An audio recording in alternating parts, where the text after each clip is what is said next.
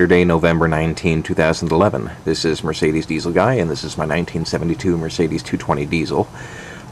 If you've been following, you know I finally got the car to start last week, and I moved it out of the garage.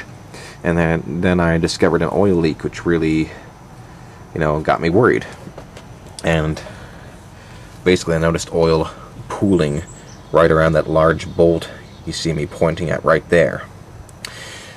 So I'm gonna do a little more investigation here today, but most likely I'm gonna try to sell the car as a project or a parts car, or if nobody wants it, have it shipped off to a junkyard.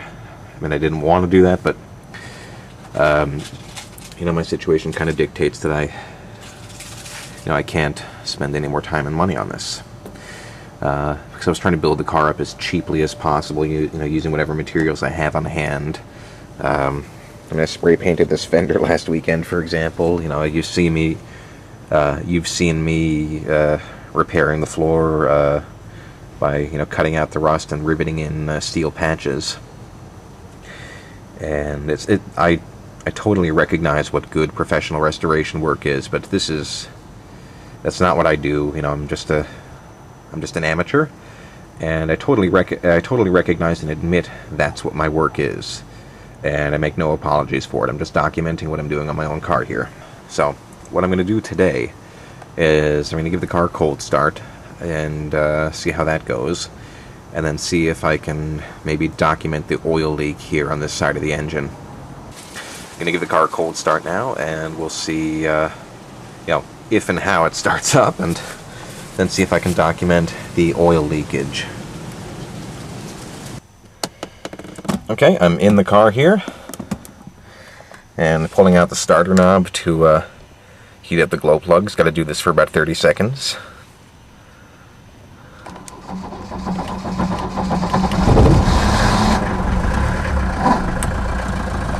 Okay, that is a cold start. First start in a week, started right up.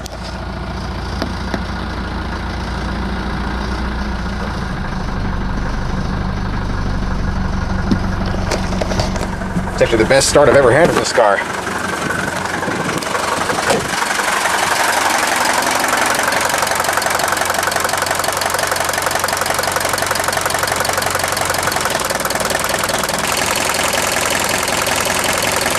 Not seeing any oil leaking yet, but I'll let it go a couple minutes and see what happens.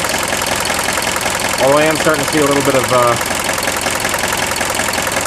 smoke there. Can't determine where it's coming from.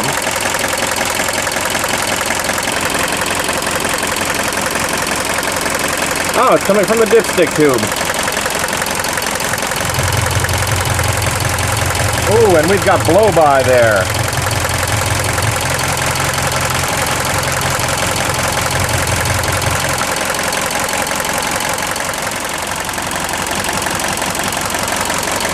Okay, I'm gonna let this warm up a couple minutes and see if I can find the oil leak.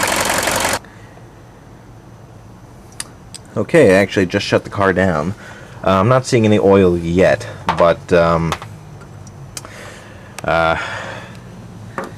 I've nearly blown through all the diesel purge here that was left in this container, and I'm not willing to dump in another can, mostly because the diesel purge is kind of expensive.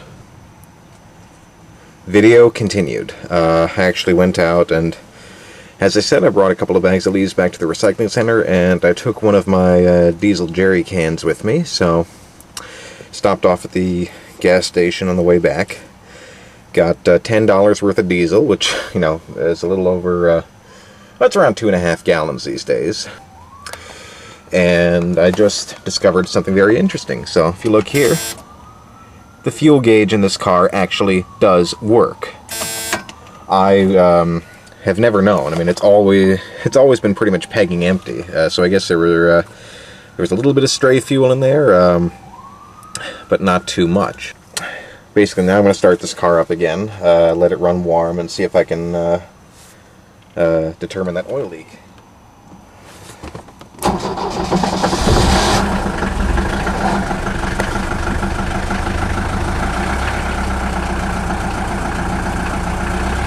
But it's most definitely a runner now, so I'll let this go for just a moment before I turn it down a bit.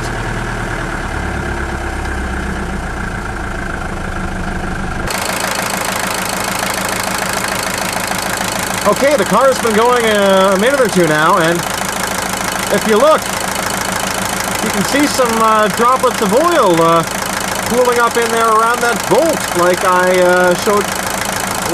had seen before. But the strange thing is, as much as I thought maybe it was coming from the cylinder head, I'm not sure about that anymore. Looks like maybe it might be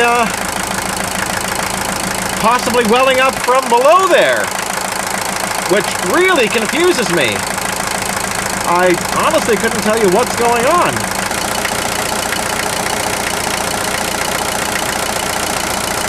Hey everybody, car is still running, so as you can see down there, if you look closely, you can see this bubbling, which suggests that this oil here is coming up from beneath that bolt. And Lord knows I can't figure out why it's doing that, but I was wrong. It's actually not leaking down from up top. So we'll let this go just a little longer. But that'll be pretty much it for today. But I can tell you this, I guess my assessment with the head gasket was wrong.